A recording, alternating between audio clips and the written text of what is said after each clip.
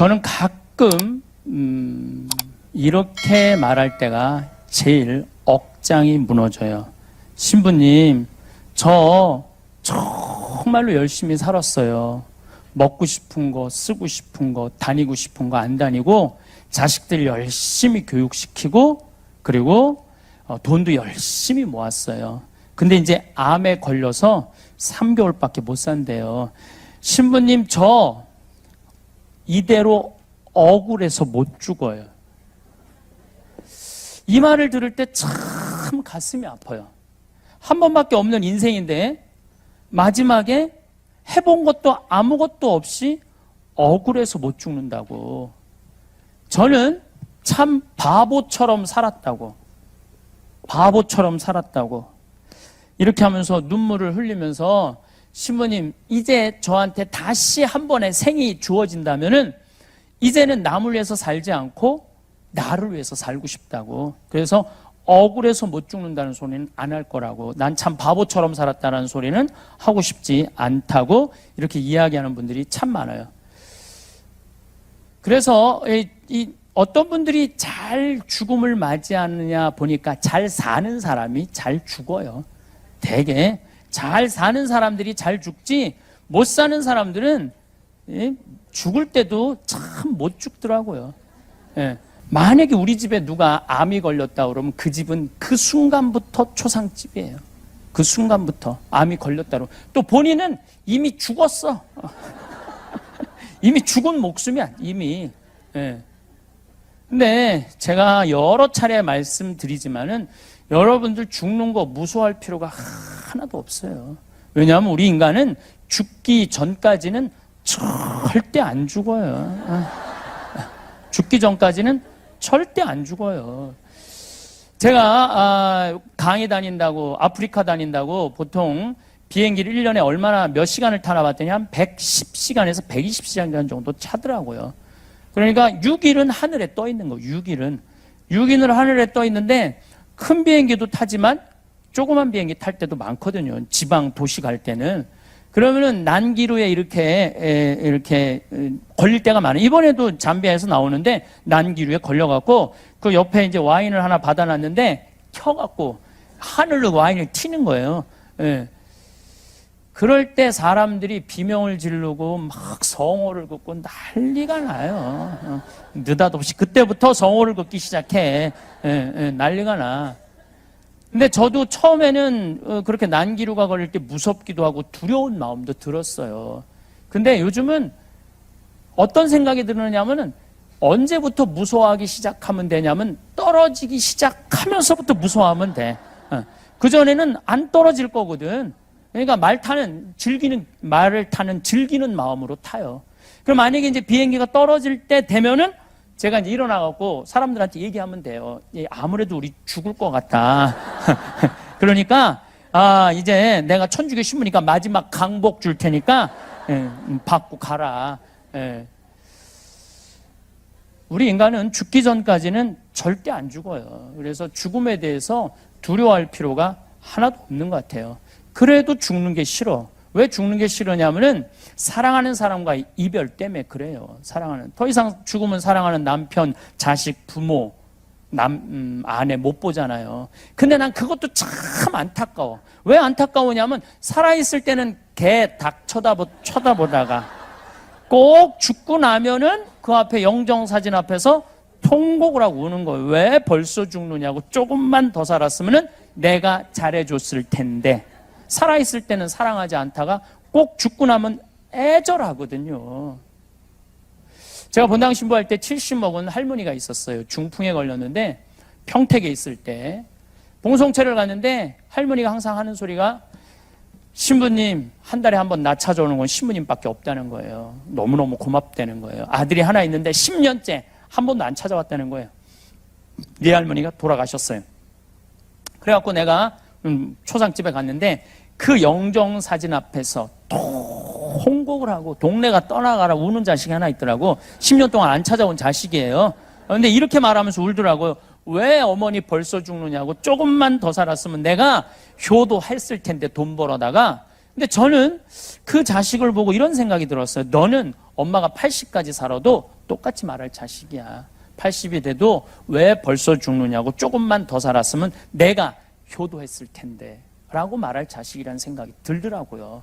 혹시 여러분들 자식들 중에 내 자식이 요즘 돈 버느냐고 바빠갖고 어버이날도 안 찾아오고 뭐 생일날도 안 찾아오고 어머니 내가 나중에 돌보면 꼭 효도할게요 라고 말하는 자식이 있다면, 그 자식이 나중에 돈 벌어서 효도할 거라고 기대하고 있다면은 어린 밤 푸너치도 없는 기대를 하고 있는 거예요. 지금 효도하지 않는 자식은 나중에도 효도하지 않아요. 저는 우리 집에 천사 같은 누나가 있어요. 올해 환갑이에요. 천사 같은 누나죠. 제가 평생 한 번도 싸운 적이 없어요. 우리 첫째 형, 둘째 형도 다 마찬가지. 누나가 제일인데 누나가 올해 환갑이에요. 환갑. 근데 내가 신학교 들어갔을 때 어머니 아버지는 성당에 안 다니셨어요. 그리고 내가 방학 때, 여름 방학 때 이렇게 가방을 메고 이제 기숙사 이제 끝나고 여름 방학에 집에 오면은 어머니가 딱 문 열고 들어가면은 너 같은 자식 둔 적 없다고, 나가라고, 어딜 집에 들어오느냐고 집에서 쫓아내셨어요. 그러면 내가 뭐 나이가 어려? 그걸 못 나가? 들고 나가는 거예요. 나가서 어디로 가느냐면 누나네 집으로 가는 거예요. 누나는 그때 3살, 5살짜리 조카가 있었거든요. 근데 나를 정말로 100년 손님 맞이하듯이 맞이해줬어요. 그리고 용돈도 참 많이 줬어요. 난 집에서 쫓겨나고도 저녁에 친구들, 신학생들하고 술 먹고도 버스를 타고 다닌 적이 없어요. 택시 타고 집에 들어갔지. 누나네 집에. 그렇게 천사 같은 누나, 그리고 세월이 지나서 30년의 세월이 훌쩍 지난 거예요. 누나는 이제 환갑이 됐고 난 이제 50이 이제 된 거죠. 근데 이 천사 같은 누나한테 말만 천사 같은 누나라고 그랬지 잘해준 적이 없어, 내가. 보니까. 그래서 이번 3월 달에 우리 천사 같은 누나한테 통장에 1,000만 원을 내가 넣어줬어요. 1,000만 원을. 많은 분들이 이렇게 박수를 치는데, 그런데 가만히 생각해 보니까 우리 천사 같은 누나는 내 영명 축일 때 예물로 50만 원, 100만 원씩 25년을 갖고 왔어요. 그러니까 나는 아직 반도 못 갚은 거야. 반도 못 갚은 거예요. 되게 여러분들 중에 남편들 중에 술 좋아하는 남편들이 있을 거예요. 그렇죠? 그러다가 죽었어. 그러면은 거기서 이렇게 통곡을 하고 우는 자매들 많이 봤어요. 이렇게 죽을 줄 알았으면 그 좋아하는 술이라도 한번 마음껏 먹게 할 걸. 이렇게 통곡하는 아줌마들이 있어요. 여러분들 그러시지 마세요. 죽고 나서 후회하지 마세요. 그러니까 홍어 삭힌 거 전화하면 택배로 다 보내줘요. 돼지고기 목 삼겹살 사갖고 묵은지 이렇게 해갖고 여보 오늘 저녁에 집에 들어와. 바깥에서 먹지 말고. 그래갖고 소주 한 5병 사고 드립다 먹이세요. 이브닝 드레스 입고 허벅지 파진 거 여러분들 한번 여기다 꽃도 하나 딱 꽂고 그래갖고 그냥 드립다 먹여. 그리고 그 남편이 죽잖아요. 죽으면은 이렇게 말할 수 있어요. 그래도 내가 막판에 그 좋아하는 술 한번 5병 한번 먹였지. 덜 억울하다는 거예요. 사랑도 나중에 하지 말고 하려면 언제 해요? 지금 하세요. 지금. 세상에서 가장 허망한 약속이 나중에예요. 나중에. 그래서 여기 있는 분들 주위에 나한테 정말 잘한 사람들이 있을 거야. 내 인생에 소중한 분들이 있을 거야. 그런 분들이 있다면은 여러분들 어떻게 해야 되냐면 정말 고맙다면 이스라엘 성지순례 티켓을 하나 끊어주든지 아니면은 이미자 콘서트를 하나 끊어주든지 표현하라는 거예요. 우리가 돈을 참 멋없게 쓰는 사람들이 많아. 이번에 수원의 한 본당에서 한 사람이 300억을 해먹었어요. 이자를 5천만 원, 1억을 맡기면 이자를 15% 준다고. 15% 준다고. 그래서 이 사람들이 한 성당에서 맡긴 거야. 이 사람 전래 분과장이라는데 맡긴 거예요. 근데 여러분들 요즘 시대에 15% 이자 주는 데가 어디 있어요? 지금 저 한국은행 공식적인 이자가 1.25%인데 그럼 2% 넘게 준다는 건 다 사기라고 생각하면 돼요. 다 사기라고 생각하면 돼. 그럼 이 사람들은 5천만 원, 1억을 써보지도 못하고 날린 거예요. 1억 은행에다 맡기면 8만 원인데 15%면 거의 한 150만 원 한 달에 들어오는 거거든요. 그러니까 이 어려운 시절에 15% 이제 주겠다고 사기친 이 전래분과장이 나빠요? 아니면 15% 받아 먹겠다고 맡긴 이 사람들이 나빠요? 누가 나빠? 둘 다 나빠, 둘 다. 그런데 정말로 땅을 치고 통곡할 사람들은 5천만 원, 1억 맡긴 사람들이에요. 이 사람들은 써보지도 못하고 날리는 거. 5천만 원이면 이스라엘 성지순례 10번 갔다 올 수 있는 거예요. 이스라엘 성지순례 10번 갔다 오시면은 여러분들은 예수님하고 트고 지낼 수 있어요. 트고 지낼 수 있어. 내가 이스라엘 성지순례 지금 5번 갔다 왔는데 거의 예수님하고 틀라고 그래, 지금. 저 틀라고 그래요. 예. 그러면 5천만 원 갖고 이렇게 행복하게 살다가 죽으면 되지. 그걸 아까워갖고 그냥 그 또 돈 더 해보겠다고. 그러니까 여러분들 주위에 정말 소중하고 고마운 분들이 있으면은 그 돈 쓰세요. 아까워하지 마세요. 그 쓸 때 내 인생이 빛이 나는 거야. 안 쓸 때는요, 인생이 빛이 날 수가 없어요. 그래도 죽는 게 싫어. 왜 죽는 게 싫으냐면 이 모양 이 꼴로 살다가는 죽어서 지옥에 갈까봐. 그런데 내가 아까 교보문고에 가서도 그 책을 몇 권, 죽음에 관련된 책을 좀 사서 보는데 거기도 그런 얘기가 나오더라고요. 94년에서부터 97년 사이에 죽었다 살아난 사람이 미국에 1,500만 명이라니까요. 죽었다 살아난 사람들이. 예수님이 올 때가 돼서 그런 게 아니라 심폐소생술이 발달하면서부터 죽었다 살아난 사람들이 많은 거예요. 심폐소생술이 발달하면서부터 죽었다 살아난 사람들이 많은 거예요. 작년에 우리나라도 죽었다 살아난 사람이 몇 명이냐면 680명이에요. 680명. 심장마비로 물에 빠져서 죽었다 살아난 사람들이 680명이에요. 근데 이 죽었다 살아난 사람들이 얘기하는 거예요. 내가 죽었더니 하늘나라를 가더라. 그래서 요즘 애프터 라이프, 죽음 이후의 세계, 엄청나게 책들이 많이 나와요. 미국에는 어마어마하게 나와요. 드라마도 많고 영화도 어마어마하게 나와. 왜냐면 워낙 죽었다 살아난 사람들이 많으니까. 그래갖고 심장 전문의들이 2,000명을 찾아갖고 물어봤어요. 죽었다 살아났더니 어떻느냐? 아, 내가 죽었다가 하늘나라를 갔는데 그 빛을 보는 순간, 하느님으로부터 오는 빛을 보는 순간 존재의 충만함을 느낀다는 거예요. 여러분들 존재의 충만함이라는 게 뭘까요? 행복의 끝이 존재의 충만함이에요. 여러분들이 만약에 자식이 서울대학에 합격을 했어. 그럼 여러분들 존재 충만할 것 같아? 안 충만할 것 같아? 그건 기쁨하고는 달라요. 예. 이번에 박인비가 금메달 땄어. 박인비 할아버지가 어떨 것 같아요? 존재의 충만함을 느낄 거예요. 내 손녀가 금메달 따갖고. 그 존재의 충만함이라는 것은 일반적으로 말하는 기쁨하고는 차원이 다르다는 거예요. 근데 하느님을 보는 순간 존재의 충만함을 느낀다는 거예요. 여러분들 지금 하느님이 있을까 없을까 맨날 그 의심하고 이거 허탕 치는 거 아닌가. 근데 죽었는데 하느님을 딱 봤어. 가슴이 어떨 것 같아요? 터져 나갈 거예요. 저는 평택에서 본당 신부라는데 있지도 않아. 12월 31일이야. 꿈이야. 꿈인데 예수님이 우리 성당 하늘 아래 너무너무 아름다운 모습으로 요만한 얼굴이 아니라 온 하늘에 꽉 차 있는 예수님을 보는데 심장이 터질 것 같더라고요. 그 너무너무 환한 모습으로 나를 행복한 모습으로 바라보시는데 심장이 터질 것 같더라고요. 근데 여러분들 죽어갖고 하느님을 그래서 이 죽은 사람들이 대부분이 그 하느님을 느끼는 순간 여기가 천국이구나. 너무 존재의 충만함을 느끼고 있다는 거예요. 이 사람은 이제 죽어갖고 하늘나라 가고 환상적인 곳에 가 있는데 살아있는 사람들이 이 사람 심장마비 걸렸다고 그냥 갈비뼈가 부러지도록 심폐소생술을 해대는 거야. 갈비뼈가 부러지도록. 그래갖고 살려내잖아요. 살려내면은 본인이 오고 싶지 않아도 와야 된대. 그러니까 여러분들 죽으면 그냥 놔두세요.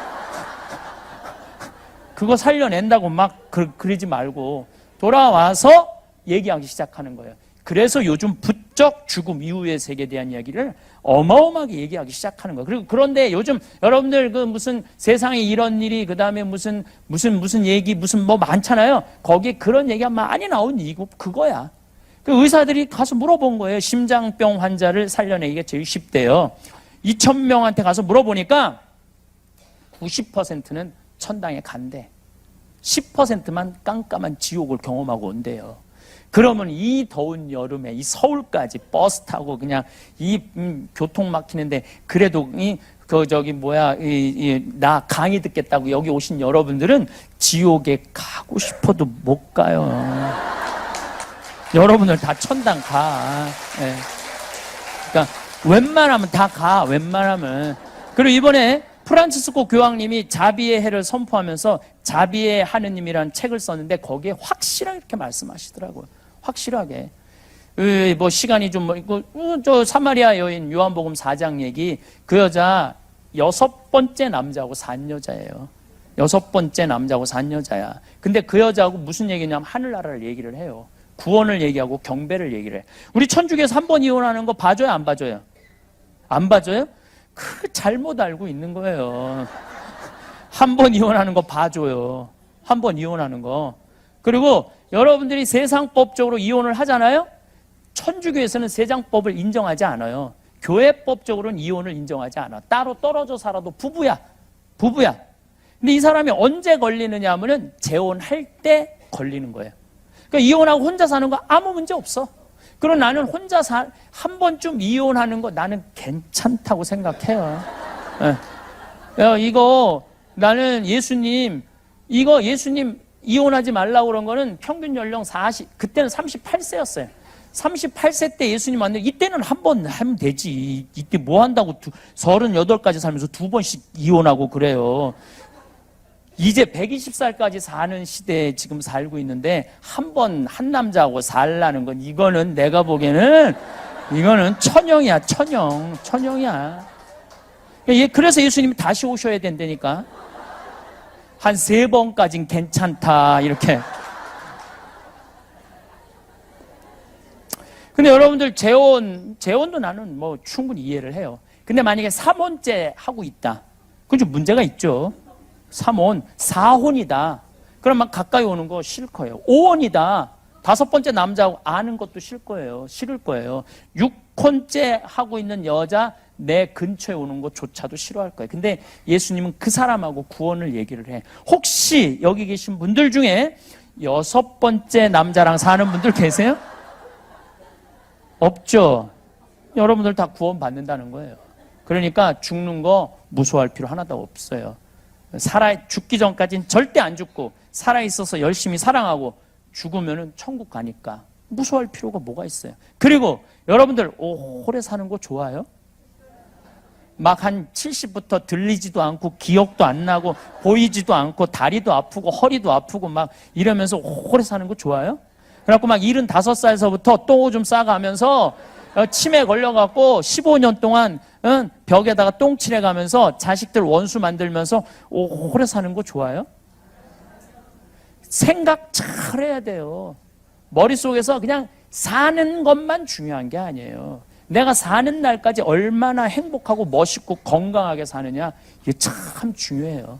그러니까 여러분들 오래 살라고 그러지 말고 사는 날까지 행복하게 살라고 생각하셔야 돼.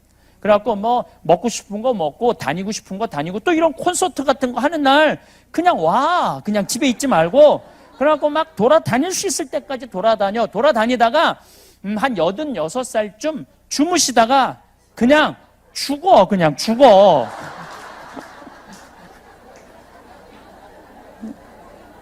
그냥 그때 죽으면 누가 뭐라고 그래요? 네. 무서워할 것도 하나도 없고 마음대로 안 된다고 그러셨는데 어제 우리 생태마을에 91살, 우리 생태마을에 지금 나이 제일 많은 분이 오신 분이 102살이 왔었어요. 102살이 오셨는데 그분들 열심히 걸어 다니더라고요. 움직이더라고요. 그분들은 돌아가실 때 어떻게 돌아가셔요? 움직일 수 있을 때까지 움직이시는 분들은 돌아가실 때 어떻게 돌아가시느냐 하면 지쳐서 죽는다니까.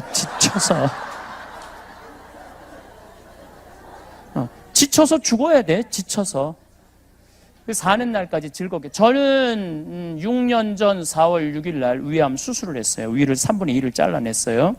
근데 나 담당하던 수녀님이 신부님 같은 분 처음 봤다는 거예요. 왜 처음 봤냐니까 아니 무섭지 않냐고. 그래도 위를 3분의 1을 잘라내는데 내가 2월 달에 진단받았는데 4월 6일 날 수술인데 내가 그러더래요. 내 강의가 있어갖고 4월 3일까지 강의하고 들어가겠다. 그리고 수술 끝나고 3일 있더니 난 나가야 되겠다. 강의가 지금 해놓은 강의들이 있어갖고. 그래서 나가더래요. 들어온 길에 쉬라고 그랬는데. 근데 수임이 전화해서 신부님 왜 병원에 안 오느냐고. 왜 가야 되니까 요즘 수술하면 다 호치키스로 찍어요. 예, 알죠? 호치키스로 짰더니 호치키스 제거하러 와야 된다는 거예요. 그래서 내가 수님한테 그랬어요. 내가 지금 거기 호치키스 제거하러 갈 시간이 어딨냐. 내가 집에서 알아서 다 띄었다. 어렵지도 않은데 걱정하지 말아라. 그래서 난 내가 다 띄었어, 집에서. 뛰는 거 쉽더라고. 이렇게 뛰니까 시원하더라고. 내가 빼니까 이렇게 쭉쭉쭉쭉 잘도 빠져요. 참 쉬워, 요즘은. 신부님 무섭지 않느냐고. 내가 멀쩡하게 낮에는 강의하고 밤에 내가 침대에 누워서 나도 고민했죠. 죽으면 어떻게 하나. 근데 내가 46살의 인생을 돌아보니까 50개 나라를 다녔더라고요. 그리고 성당을 2개 성당, 경기도 평택, 그 다음에 경기도 광주, 능평이라는 곳에 본당 신부를 했는데 2 성당 다 내가 정말로 사랑했고 사랑받았고 내가 원하는 대로 본당 사목했고 평창에 들어가갖고 얼마나 아름다워요. 많은 분들이 1년, 2년 기다렸다가 와서 행복을 느끼고 가고 그러면 됐지. 그리고 내가 가만히 생각해보니까 내가 다시 살아나서 건강을 회복해갖고 20년을 더 산다고 한들 인류를 구원할 것도 아니더라고 보니까. 나 하나 없어진다고 대단하게 심각한 일이 벌어질 것도 아니야 보니까. 그냥 이대로 가도 되겠다. 딱 하나 마음에 걸리는 거 있었어요. 부모님. 어머니 아버지가 너무 오래 살아. 안 죽어. 그러니까 어머니 아버지 앞쓰는 거 그거 하나 마음에 걸리지 다른 건 마음에 걸릴 거 하나도 없더라고요. 그냥 내가 사는 날까지 즐겁게 살다가 떠나는 날 즐겁게 떠나면 돼요. 우리가 오래 산다고 좋은 건 아니에요. 단 하루를 살더라도 즐겁게 살다가 떠나는 게 중요한 거지. 아니 50살에서부터 80살까지 사는 거 지겨워 죽겠어, 힘들어 죽겠어. 그리고 30년을 살면은 그 삶의 의미가 있을까요? 여러분들은 매일매일 즐겁고 행복하게 사시라는 거예요. 그래서 죽기 전까지는 절대 안 죽어요. 그리고 살아있는 날까지 사랑하면서 사세요. 사랑하면서. 나중에 잘해주지 말고 나중에 행복하려고 그러지 말고 행복하려면 언제 행복해? 지금 행복하세요. 우리 막시모가 이번에 우리 성주순례 같이 갔는데 200명이 같이 갔어요. 200명이 같이 갔는데 영성체후 때 막시모 또 루시아라고 이렇게 노래 잘하는 사람들이 그 예수님 거룩한 변모 성당, 예수님 탄생 성당, 산상 설교 성당, 그리고 우리 신부님들 6명이 가갖고 노래로 미사하고 그 현장에서 예수님의 사건의 현장에서 그 했을 때 그 200명이 너무너무 행복해 하더라고요. 저는 그 200명이 너무너무 예수님의 길을 따라가면서 행복해 하는 모습을 보면서 나는 이 정도면 됐다. 교우들이 행복하면 됐다. 나도 물론 신부로서 이번 성주순례 특별한 은혜를 많이 받았죠. 그러니까 나중에 이거 다 소용없어. 가려면 언제가? 지금 가야 돼. 지금. 행복하려면 언제 행복해? 지금 행복해. 맛있는 거 사 먹으려고 그래도 나중에 사 먹지 말고 언제 사 먹어? 지금 사 먹으면 돼요. 그래서 잘 죽는 사람은 어떤 사람이 잘 죽느냐? 잘 사는 사람. 그래서 삶 껴안기라고 제가 책을 낸 게 삶 껴안기를 먼저 냈어요. 지금 죽음 껴안기 원고 준비하고 있어요. 죽는 것도 저는 좀 이 책의 이 죽음 껴안기를 이렇게 준비하면서 좀 죽음도 좀 낭만적으로 죽자. 좀 멋있게 죽자. 죽을 때도 안 죽으려고 살아있을 땐 생전 건강한 거 안 먹다가 딱 당신 암에 걸렸다 그러면 그때부터 산삼을 캐와라, 무슨 용한 의사를 대라, 누가 더 좋으냐. 그때부터 그러지 말고 산삼을 먹으려면 언제 먹어? 지금 먹어, 지금. 암에 걸려서 먹지 말고 지금 먹으세요. 용한 의사를 좋은 거 사 먹으려면, 내가 진단 받으려면 언제가? 지금 가. 그래서 내가 하는 얘기가 청국장을 사 먹으려면 지금 사 먹으라는 거야, 지금. 나중에 사 먹지 말고 사 먹으려면 지금 사 먹으라는 얘기죠. 지금 내가 건강한 게 훨씬 좋다는 거죠. 지금 우리나라 1살서부터 30살은 행복하냐? 30살은 60살 행복하냐? 60에서 120살은 행복하냐? 1살서부터 30살 이때는 뭐 해야 되는 나이냐면은 엄마 아빠랑 먹고 마시고 놀아야 되는 때예요. 먹고 마시고 놀아야 되는 때. 우리들이 이 먹고 마시고 노는 게 우리 가톨릭 신자들이 뭔가 예수님한테 미안하다고 생각하는데 절대 그렇게 생각하지 마세요. 부처님이 29살에 출가를 해요. 부처님이 29살에 출가를 하는데 6년 동안 고행을 하는데 어느 정도로 고행을 하느냐 하면은 하루에 빵 하나, 쌀 한 톨. 그리고 물은 자기 오줌을 받아 먹었어요. 그래갖고 이 부처님이 뭐라고 그러냐면 자기가 이 등에 구슬 꿰인 것처럼 이 등뼈, 디스크가 이 구슬 깬 것처럼 있고 앞에서는 뭐가 보였느냐면 이 배가 보이는 게 아니라 뱃속에 이 갈비가 다 들여다 보였다고 그랬어요. 6년 동안. 근데 너무너무 힘들더래요. 이거를 막 하고 그랬대. 아무것도 안 먹고. 너무너무 힘들더래. 그래갖고 이제 도저히 이제 지쳐갖고 쓰러져 있는데 그 옆에 무슨 뭐 소 10,000마리 갖고 있고 소 1마리 갖고 있는 여인이 지나가다가 우유죽을 주더래요. 근데 그 우유죽을 탁 먹는데 너무너무 행복하더래. 그리고 어떻게 하느냐면 해먹이라고 나무하고 나무 사이에 그물 거기에 누워서 바람이 싹 부는데 그때 깨달음이 오더래요. 그래갖고 이제 6명이 같이 수행을 했는데 나는 더 이상 이제 고행을 하지 않는다. 나는 내가 인생을 살아보니까 먹고 마시고 노는 거 안에 삶의 진리가 들어있더라. 여러분 우리가 착각하고 있어요. 보리수 밑에서 그 안 먹고 안 마셔서 부처님이 깨달은 게 아니에요. 부처님 언제 깨달았냐면 먹고 마시고 놀면서부터 깨달았다고 그래요. 그래서 그러면서 그런 얘기를 해요. 여인들이 와서 연주를 지나가면서 하는데 그 쥐자 하는 여인이 그러더래. 현을 너무 꽉 조이지 말아라. 끊어진다. 너무 풀르지 말아라. 음이 안 나온다.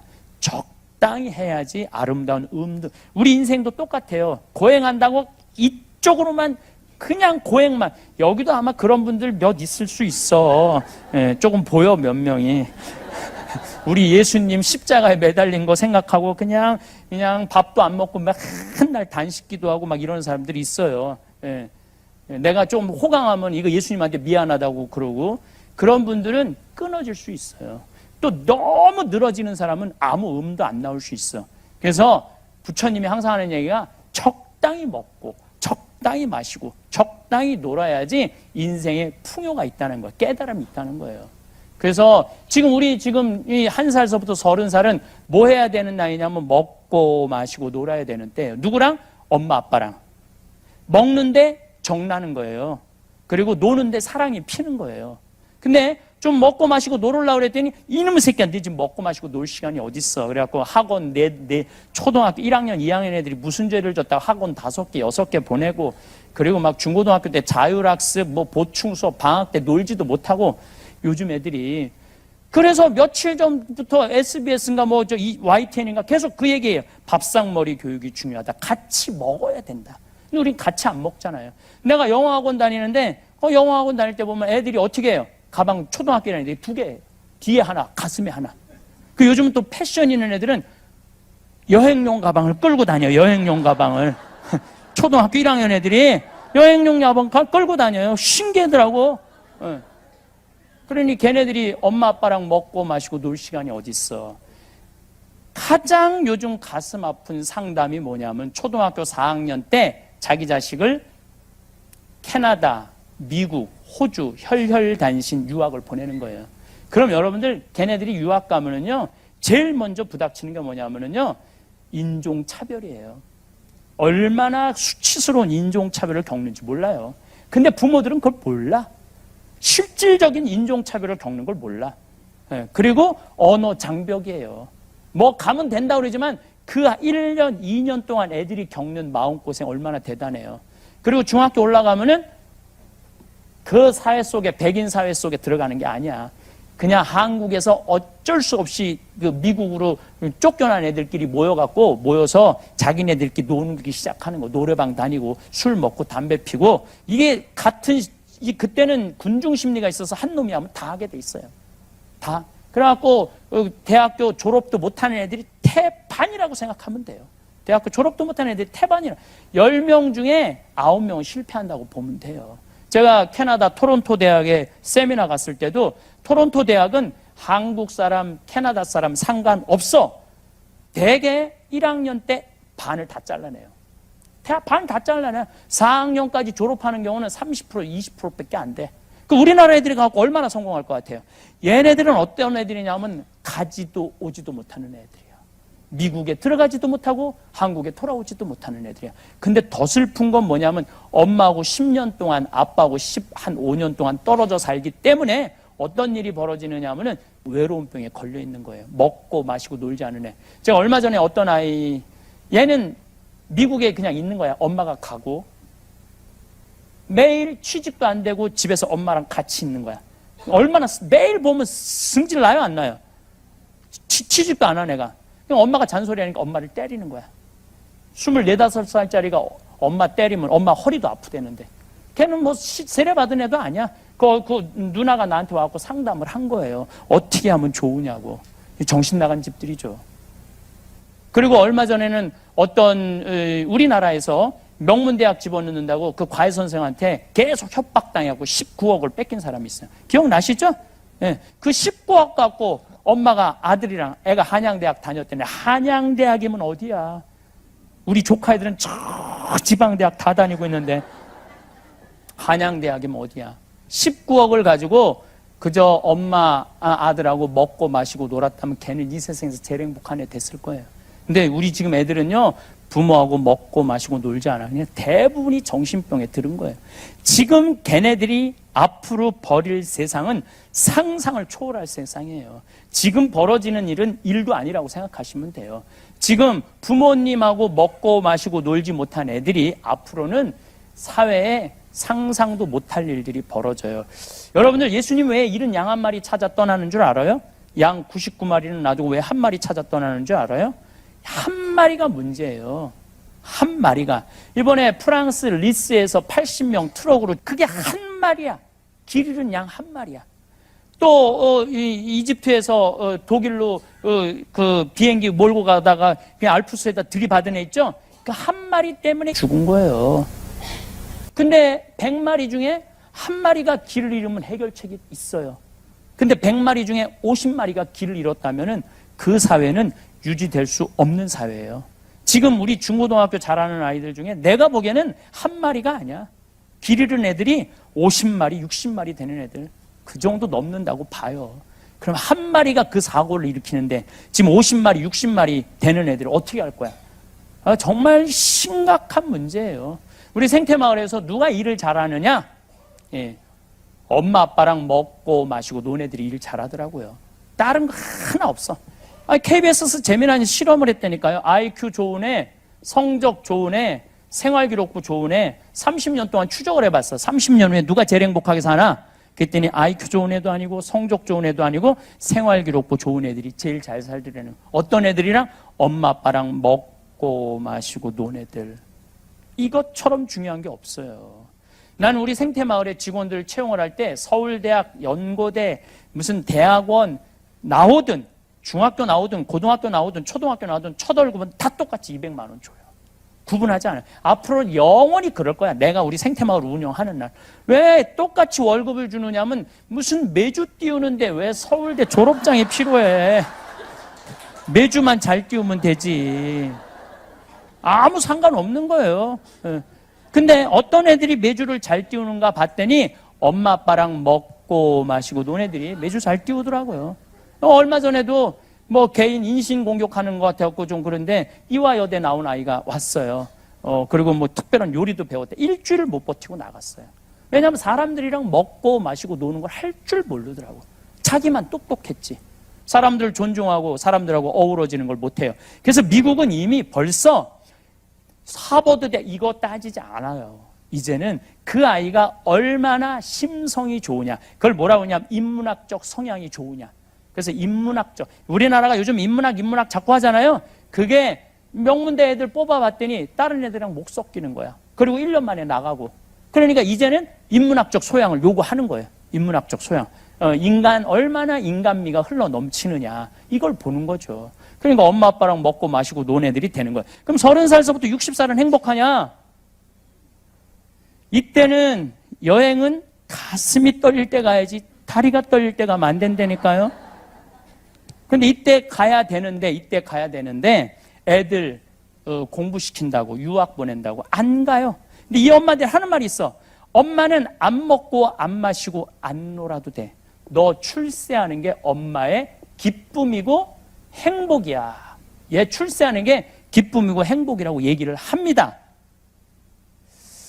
어떤 아버지가 딸을 서울대학 졸업시켜갖고 삼성에 취직을 시켰어요. 근데 이게 잘난 척하고 서울에서 혼자 노처녀로 사는 거예요. 설날 왔어요. 딸한테 말해요. 너 왜 시집도 안 가고 혼자 노처녀로 사느냐? 내가 공부를 못 시켜놨냐? 얼굴이 못생겼냐? 직장이 나쁘냐? 이랬더니 딸이 아버지를 한심한 눈으로 쳐다보면서 아버지 요즘 시집 가는 게 얼마나 힘든데 나보고 시집을 가라고 그러냐고. 네가 뭐가 부족해서 시집을 못 가? 그랬더니 아버지 답답한 소리 하지 말라고. 대통령도 못 간 시집을 내가 어떻게 가느냐고. 대통령도 못 간 시집을 내가 어떻게 가느냐고. 예. 보니까 대통령도 뭐 시집도 안 가고 막 그냥 혼자 그냥 저렇게 사는 거 보니까 시집 가는 게 어렵긴 어렵죠. 예, 생각해보니까 또 밀릴 수가 있어? 그러면은 너 그렇게 잘났으면 너 대통령이라도 해보라고. 그랬더니 딸이 한대는 소리, 아버지 한심한 소리. 아버지가 대통령을 했어야지 나도 해볼 거 아니냐고. 여러분들 자식들을 대통령 만들고 싶으면 누가 먼저 대통령이 되려냐면 여러분들이 먼저 대통령이 돼야 돼요. 자식을 출세시키고 싶으면 누가 먼저 출세해야 돼? 여러분들이 먼저 출세해야 돼. 자식을 철들게 하고 싶으면 누가 먼저 철이 들어야 돼? 여러분들이 먼저 철이 들어야 돼요. 근데 지금 대한민국에 50대, 60대들이 철 들어 있나요? 나는 굉장히 의문점이 많아요. 철이 든다는 건 뭐냐면 신념이 있어야 돼. 삶에 대한 신념이 있어야 되고 삶에 대한 가치관이 있어야 돼. 나는 어떤 신념으로 인생을 살 것이고 어떤 가치관으로 살아갈 것이라는 이런 게 확고한 사람들은요, 애들이 부모를 그걸 보고 자라요. 근데 내가 며칠 전에 퀸이라는 잡지에 기자들이 저하고 인터뷰하러 왔어요. 근데 내가 무슨 얘기를 했냐면 요즘은 부모가 자식한테 신념 가치관을 전해주는 부모가 어디 있냐. 기껏 한다는 소리가 공부해라는 말밖에 더 했냐. 평생 공부하라는 말에 신념이 있냐 가치관이 있느냐.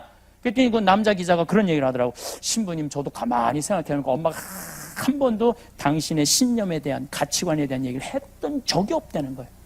한 번도. 여러분들은 어떠세요?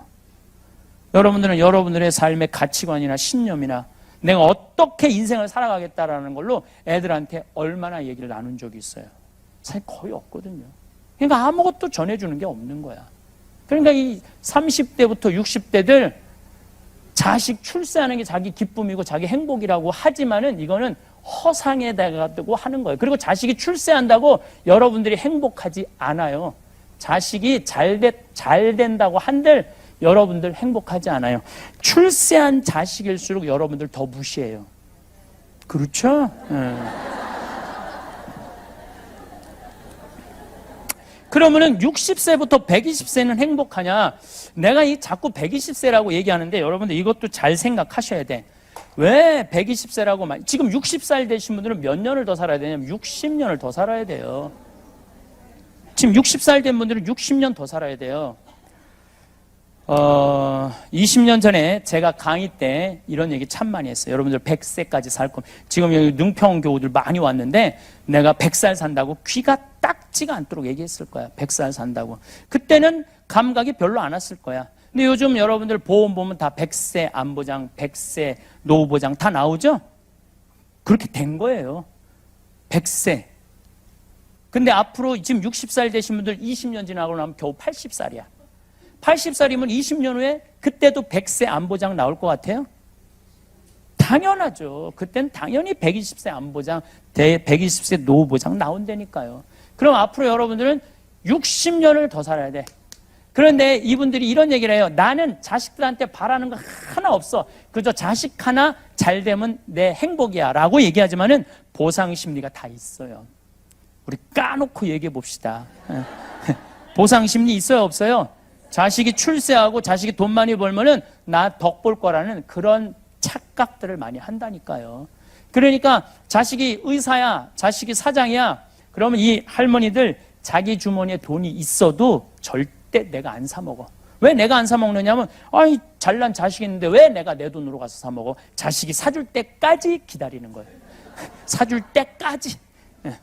언제 올지 몰라도 하여튼 기다려. 사줄 때까지. 근데 여러분들 자식들이 무슨 뭐 무당이야? 갑자기 일하다가 오늘 엄마가 갈비가 먹고 싶으네. 그리고 찾아와서 엄마 오늘 갈비 먹고 싶었지 라고 말하면서 와서 갈비 사주는 자식은 대한민국에 한 명도 없다. 한 명도 없다고 생각하시면 돼요. 지금 갈비 먹고 싶은 거 누구만 알아? 나만 알아요. 여러분들 지금 먹고 싶은 거 옆에 남편도 몰라. 누구만 아냐면 나만 알아. 나만. 그러면 나 갈비 먹고 싶은 거 나만 알면 누가 사줘야 돼? 내가 사줘야 돼. 누구 돈으로? 내 돈으로. 무슨 돈으로? 집 잡혀서. 자, 이젠 집이 효자예요. 자식이 절대 효자가 될 수가 없어요. 그리고 이거는 적으셔야 돼요. 왜 적어야 되냐? 왜 60살서부터 120살까지의 행복을 자식한테 떠넘겨요? 자식이 무슨 죄를 졌다고? 자식이 60살서부터 120살까지 자식이 효도하면 행복하고 그때부터 효도하지 않으면 불행하고 자식하고 그렇게 철저하게 묶여 있어야 돼요? 그렇지 않아요? 그리고 애들이 60년 동안 책임져야 되는 의무가 어디 있어? 그리고 여러분들 자식들 중에 여러분들 집에 태어나고 싶어서 태어난 애는 한 명도 없어요. 한 명도 없어요. 한 명도 없어. 여러분들이 좋아서 난 거야. 그리고 여러분들이 좋아서 키운 거고. 근데 자식한테 왜 늙어서 60년, 그것도 빨리 죽어주면 좋은데 죽지도 않으면서 나 계속 책임지라고 계속 원망하잖아요. 내가 너를 어떻게 키웠는데, 내가 먹지도 않고 마시지도 않고 놀지도 않고 너를 어떻게 키웠는데 계속 자식한테 부담 주는 거예요. 그러니까 자식이 가다가 안 가는 거예요. 안 가는 거예요. 점점 부모가 부담스러워지는 거예요.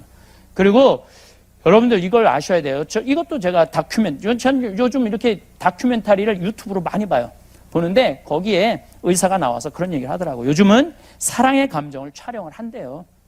그래갖고 할머니들한테 자식 사진 이렇게 보여주고 자식 보면은 이 뇌에 이렇게 다 전기 꽂아갖고 촬영 안 하면 전기가 팍팍팍팍 튄대요.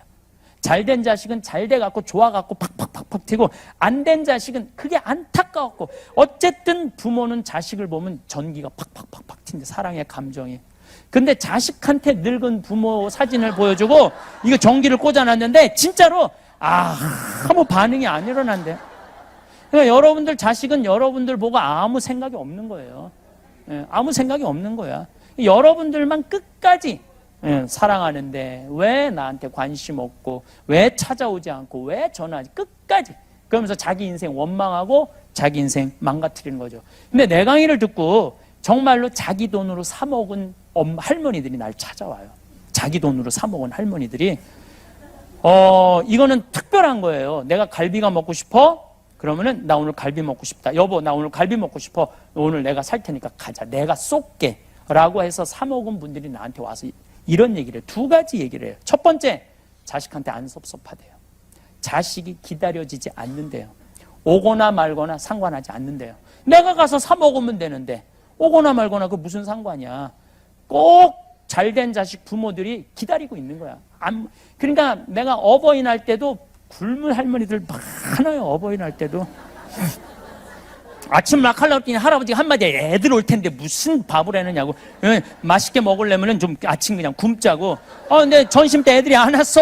그래서 막 하려고 그러니까 저녁에 올 텐데 귀한 굶은 거 그냥 저녁에 그냥 배불리 먹자고. 그래갖고 저녁 때도 기다리고 있는데 5시에 아들이 전화해요.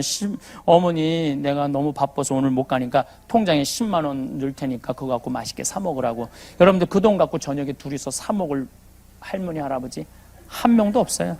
이미 기분 잡칠 거 다 잡쳤는데 어디 가서 10만 원 가지고 뭘 사 먹어. 그냥 굶는 거지. 그러니까 왜 그러느냐 이거예요. 그냥 아침부터 해서 드세요. 앞으로 여러분들은 어버이날 되면 기다리지 마시고 아침부터 해서 드세요. 갈비 재서 먹고 그냥 여러분들이 알아서 먹어. 오거나 말거나. 그래야지 여러분들이 행복할 수 있다는 거예요.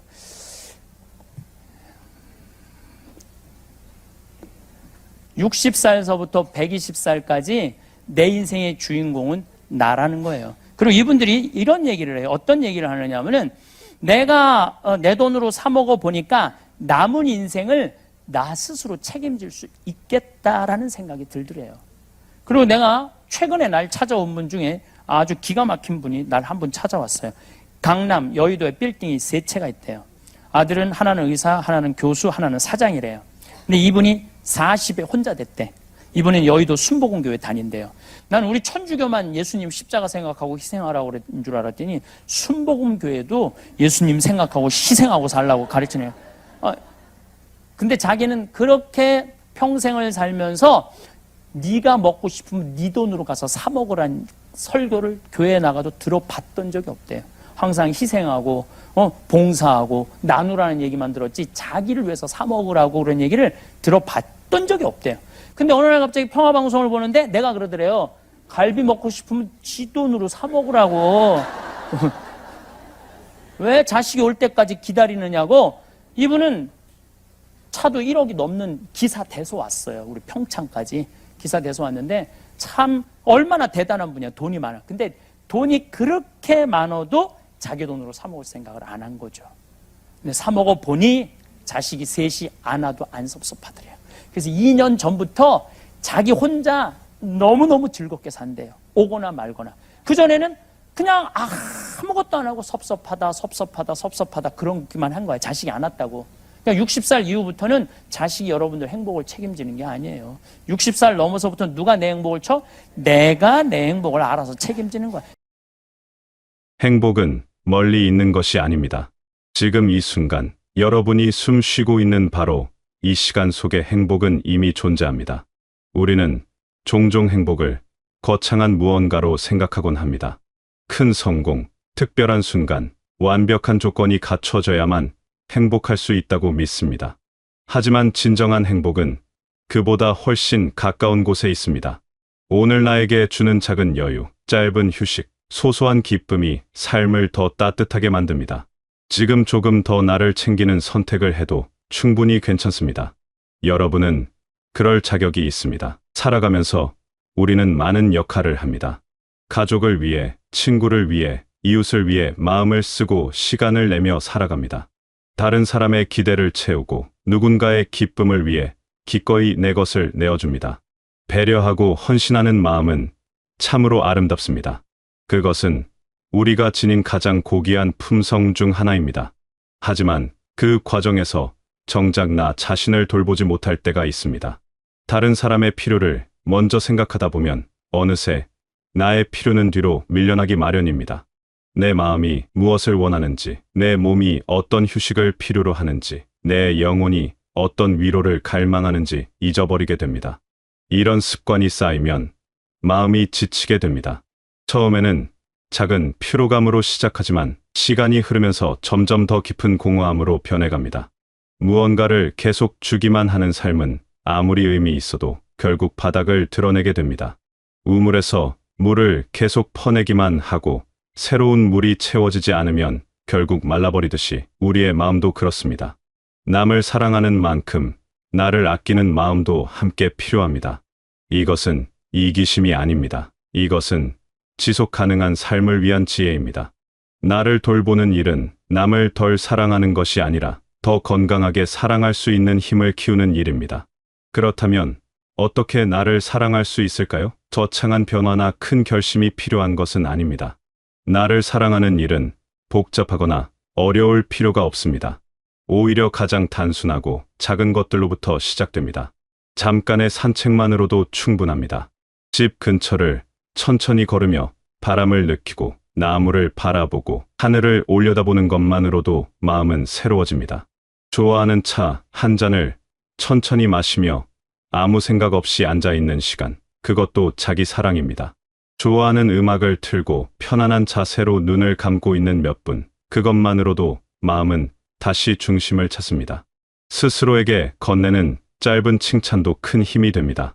거울을 보며 오늘 하루도 잘 버텨냈다고, 수고했다고 말해주는 것입니다. 작은 성취를 인정하고 실수를 용서하고 부족함을 있는 그대로 받아들이는 것입니다. 우리는 다른 사람에게는 쉽게 위로의 말을 건네면서도 정작 자신에게는 가혹합니다. 남들에게는 충분히 잘했다고 말하면서도 자신에게는 아직 부족하다고 채찍질합니다. 이제는 그 따뜻한 말들을 자신에게도 건네야 합니다. 오늘 단 5분만이라도 온전히 나를 위한 시간을 내면 삶은 자연스럽게 균형을 되찾게 됩니다. 아침에 일어나자마자 해야 할 일들을 생각하기 전에 잠시 침대에 누워 몸의 감각을 느껴보는 것부터 시작할 수 있습니다. 발가락부터 머리까지 천천히 의식을 옮기며 내 몸이 지금 어떤 상태인지 살펴보는 것입니다.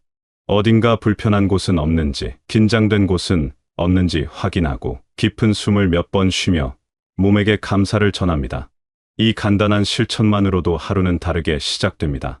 식사를 할 때도 나를 사랑하는 마음을 담을 수 있습니다. 서둘러 끼니를 때우는 것이 아니라 내 몸이 원하는 것을 먹고 천천히 음미하며 먹는 것입니다. 음식의 맛과 향을 느끼고 씹는 감각에 집중하며 이 음식이 내 몸에 영향을 주고 있다는 것을 느끼는 것입니다. 식사는 단순히 배를 채우는 행위가 아니라 나를 돌보는 의식이 될 수 있습니다. 저녁 시간에는 하루를 정리하는 작은 의식을 가질 수 있습니다. 오늘 있었던 좋은 일들을 3가지만 떠올려 보는 것입니다. 아무리 작은 것이라도 좋습니다. 맛있게 먹은 식사, 마주친 따뜻한 미소, 잠깐의 평화로운 순간, 무엇이든 괜찮습니다. 이렇게 감사한 것들을 떠올리는 습관은 마음을 긍정적으로 바꿔줍니다. 부정적인 생각과 걱정에 사로잡히기 쉬운 밤 시간을 감사와 평온의 시간으로 바꿀 수 있습니다. 몸을 움직이는 것도 자기 사랑의 한 방법입니다. 격렬한 운동이 아니어도 됩니다. 의자에 앉아 팔과 다리를 천천히 스트레칭하는 것, 방 안을 천천히 걸으며 몸을 풀어주는 것, 편안한 음악에 맞춰 부드럽게 몸을 흔드는 것만으로도 충분합니다. 몸을 움직이면 정체된 에너지가 흐르기 시작하고 마음도 함께 가벼워집니다. 우리의 몸은 평생 우리를 지탱해주는 소중한 동반자입니다. 그 몸에게 관심을 주고 돌봄을 주는 것은 당연한 일입니다. 혼자만의 조용한 시간을 갖는 것도 중요합니다. 다른 사람들과 함께 있는 시간도 소중하지만 온전히 혼자 있는 시간도 필요합니다. 그 시간에는 아무것도 하지 않아도 됩니다. 그냥 조용히 앉아 있거나 창밖을 바라보거나 생각을 정리하거나 아니면 아무 생각도 하지 않아도 됩니다. 이런 시간이 우리에게 내면의 평화를 가져다 줍니다. 끊임없이 누군가와 소통하고 무언가를 해야 한다는 압박에서 벗어나 그냥 나로 존재하는 시간입니다. 나를 사랑한다는 것은 완벽해지려는 노력이 아닙니다. 오히려 불완전한 나를 있는 그대로 받아들이는 것입니다. 실수해도 괜찮고 때로는 게으를 수도 있고 항상 생산적이지 않아도 된다는 것을 인정하는 것입니다. 우리는 기계가 아닙니다. 항상 최고의 성능을 발휘할 수 없고 때로는 쉬어야 하고 느리게 가도 됩니다. 이런 자신의 인간적인 면을 받아들일 때 우리는 비로소 진정으로 자신을 사랑하게 됩니다. 다른 사람과 비교하지 않는 것도 자기 사랑의 중요한 부분입니다. 누군가는 더 많은 것을 이루었고 더 행복해 보이고 더 성공적으로 보일 수 있습니다. 하지만 우리는 각자의 속도로 각자의 길을 가고 있습니다. 남의 삶은 겉으로 보이는 것이 전부가 아니며 나의 삶도 남들이 보는 것보다 훨씬 더 많은 의미와 가치를 담고 있습니다. 나만의 리듬을 찾고 나만의 방식으로 살아가는 것을 허락해야 합니다. 거절할 수 있는 용기도 자기 사랑입니다. 모든 요청에 응할 필요는 없습니다. 내가 감당할 수 없는 것, 내가 원하지 않는 것, 내게 도움이 되지 않는 것에는 정중하게 거절할 수 있습니다. 거절이 미안한 일이 아니라 나를 지키는 건강한 경계라는 것을 이해해야 합니다.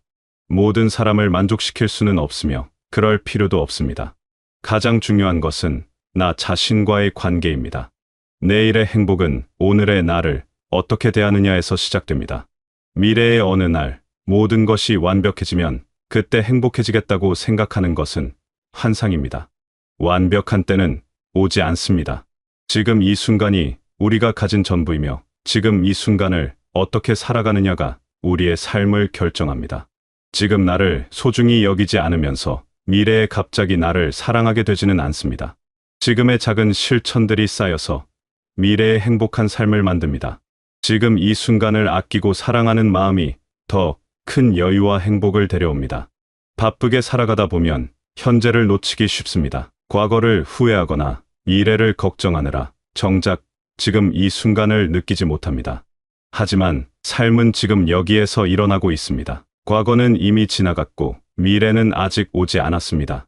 우리가 실제로 살 수 있는 것은 현재뿐입니다. 이 현재를 충만하게 살아갈 때 삶은 풍요로워집니다. 자신에게 친절한 사람이 다른 사람에게도 진정으로 친절할 수 있습니다. 자신을 혹독하게 대하는 사람은 무의식적으로 다른 사람에게도 그런 기준을 적용하게 됩니다.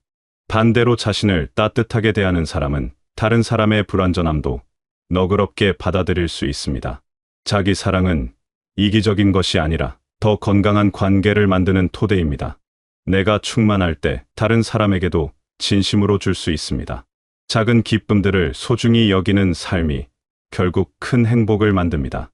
특별한 날만 기다리지 말고 평범한 하루하루에서 의미를 찾아야 합니다. 매일 아침 눈을 뜰 수 있다는 것, 따뜻한 물이 나온다는 것, 편안한 잠자리가 있다는 것, 이 모든 것이 당연한 것이 아니라 감사한 것입니다.